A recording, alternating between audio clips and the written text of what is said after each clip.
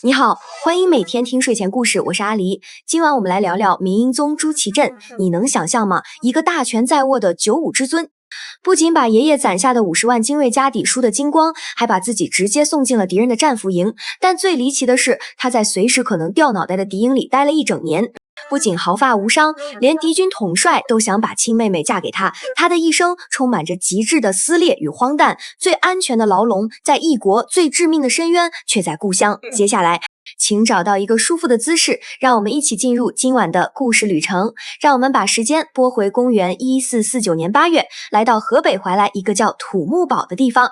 那一年他才22岁，黄昏的残阳红得像血，初秋的风里夹杂着浓重刺鼻的血腥味儿。大明王朝建国以来最精锐的50万大军，在这个没有水源的高地上全军覆没，漫山遍野都是明军残缺的尸体，战马在死去的主人身旁发出凄厉的哀鸣。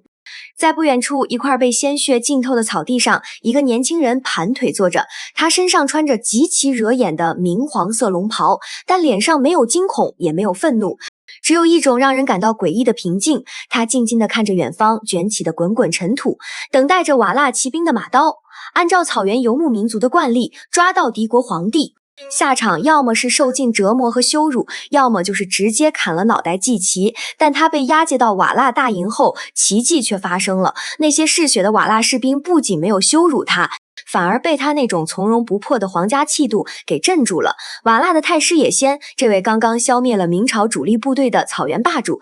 看着眼前这个毫无武力值的文弱青年，不仅没起杀心，反而好吃好喝的供养着他。一个把国家推向万劫不复深渊的极品败家子，一转身竟然成了蒙古大营里人见人爱、待遇最高的顶级留学生。要理解这种不可思议的转变，我们必须去看看那座庞大的帝国机器是如何一步步将它塑造成一个毫无攻击性的提线木偶的。时间倒流回公元1435年深冬的紫禁城，那一年明宣宗去世，庞大帝国的权力真空瞬间落到了8岁的朱祁镇身上。你可以试着在脑海中勾勒一下那个画面。北京1月份的凌晨，滴水成冰，一个8岁的小男孩被人从暖阁的被窝里拽出来，穿上一层又一层厚重冰冷的繁复礼服，戴上压得脖子酸痛的皇冠。他被太监们簇拥着走过高耸的红墙，最终被安放在奉天殿那张宽大的龙椅上，底下黑压压的跪着数百名大明朝最顶尖的精英。他们齐刷刷地磕头高呼万岁，声音在空旷的大殿里回荡。但坐在龙椅上的朱祁镇双脚甚至还够不到地面，他害怕，他不解，他感到一种深深的寒意。在这个庞大的帝国机器里，他其实连一个普通农家男孩的自由都没有，他只是一个被放置在权力最高处，用来维持帝国运转的精美泥塑木雕。真正操纵这个机器的是强悍的太皇太后张氏，以及内阁里的3位元老重臣朱祁镇。每天的日常就是看着这几位白胡子老头用他根本听不懂的文言文讨论国家大事，等他们得出结论，太监就会把写好的旨意递给他，他不需要思考，只需要点头，然后盖上玉玺。权力的游戏里最残忍的不是杀戮，而是彻底的剥夺。一个孩子被剥夺了犯错的权利，剥夺了表达喜怒哀乐的权利。朝臣们看他，看的是大明王朝的图腾，直到一个叫王振的太监走进了他的生活。史书把王振写成了十恶不赦的妖魔鬼怪，但对8岁的皇帝来说，王振是这座死气沉沉的皇宫里唯一一个把他当成小男孩来看待的活物。当朱祁镇被训斥得默默流泪时，王振会偷偷塞给他一个民间的小玩意儿，逗他开心。王振告诉他，皇上您没有错，错的都是别人。人在极度孤独和压抑的环境下，谁递过来第一颗糖，谁就会成为他生命里的神，拨开政治的外衣。这不过是一个在冰冷机器里快要冻僵的孩子，死死抱住了一个能提供情绪价值的安抚奶嘴。有一天，太皇太后突然让人把刀架在王振的脖子上，当场就要杀他。那一刻，朱祁镇的世界崩塌了，他扑通一声跪在祖母面前，拼命磕头，哭得撕心裂肺。刀锋最终撤下，但这让朱祁镇深刻地意识到，那些满口仁义道德的祖母和大臣随时会剥夺他仅有的快乐，而王振是和他生死与共的战友。随着年岁渐长，压在他头顶的老臣们相继离世，20出头的朱祁镇迫切需要一场盛大的仪式，来向整个帝国证明他不再是提线木偶。就在此时，瓦剌骑兵南下劫掠，血管里流淌着岩浆的年轻皇帝，做出了一个差点让大明亡国的决定，他要御驾亲征。在王振的怂恿下，50万大军仓促集结，军粮没凑齐，后勤一塌糊涂，一头扎进了连绵冰冷的秋雨里。当朱祁镇看到前线明军残缺不全的尸体时，他害怕了，下令班师回朝。可是历史在这里转了一个荒诞的弯儿，为了让王振光宗耀祖，这支大军在长城外兜了一个巨大的圈子，耗尽了体力，最终被死困在没有水源的土木堡。一场单方面的屠杀过后，50万精锐灰飞烟灭，王振也被愤怒的将军一锤砸死。失去所有军队和臣子的大明皇帝平静地坐在死人堆里，成了瓦剌的俘虏。但当他被押到瓦剌大营时，他身上那种毫无攻击性的特质却在草原上发挥了奇效。他不挑吃穿，脾气极好，对看守他的蒙古士兵总是温和的微笑。那些瓦剌士兵惊奇地发现，这个高高在上的大明皇帝竟然如此善良随和。没过多久，负责看管他的草原猛汉伯颜铁木儿成了他最狂热的死忠粉，每天杀羊宰牛招待他，带他打猎，甚至拔刀保护他免受暗算。朱祁镇在朝堂上的致命缺陷，性格软弱，没有主见，在险恶的政治斗争中，这叫昏庸。但把他扔到战俘营里，这种缺陷却自动转化为一种无懈可击的护身符。没有人会去防备一个绝对无害又极其体面的人，他的生存法则不是反抗，而是绝对的顺从与温和。就在他享受最高待遇时，北京城拥立了他的亲弟弟朱祁钰为新帝，朱祁镇瞬间从无价之宝变成了一张废纸。瓦剌人决定把他放回去，让他和弟弟自相残杀。公元1450年初秋，他踏上了回家的路，临别时杀人如麻的蒙古大汉伯颜铁木儿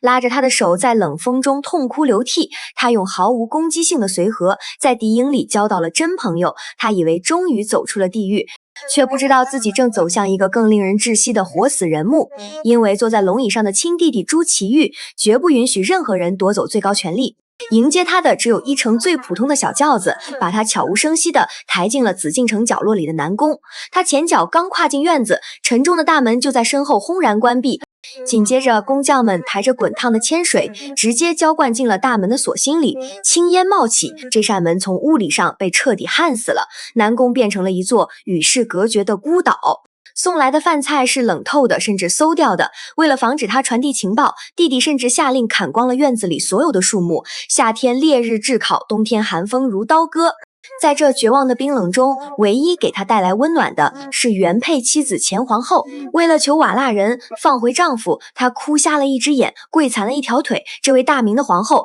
竟然带着嫔妃做针线活，从小洞塞出去换点干净的糙米。权力的逻辑像巨大的磨刀石，彻底碾碎了血缘亲情。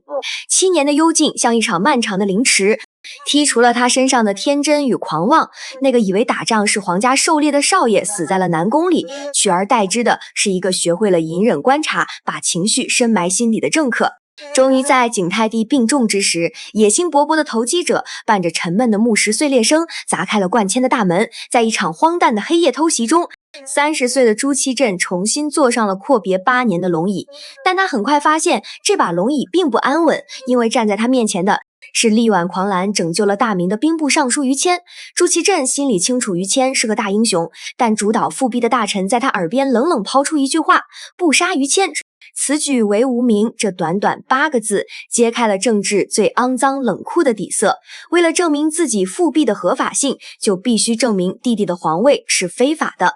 也就必须把拥立弟弟的于谦定性为叛逆。面对合法性的拷问，他闭上眼睛妥协了。他下达了一生中最错误、最被后人唾骂的指令，判处于谦死刑。他用一位国士无双的鲜血，为自己的复辟献上了最昂贵也最耻辱的祭品。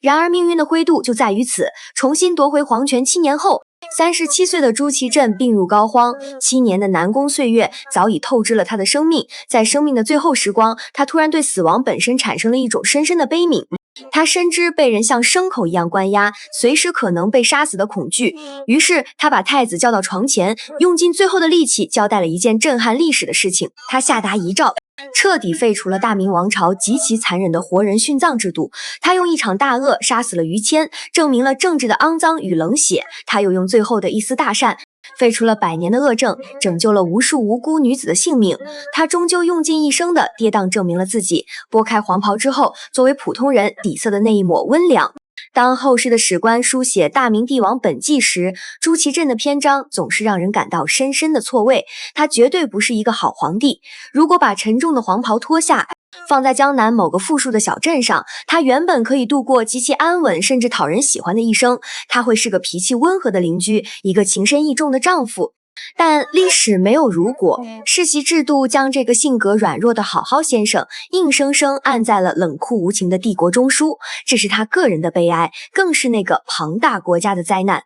回望他37年的人生，荒诞的像一出不讲逻辑的戏剧。他犯下天大的错，挨过世间最毒的打。他曾软弱的挥下屠刀，也曾用遗诏拯救苍生。他靠着一种近乎笨拙的生存本能，熬过了所有的绝境。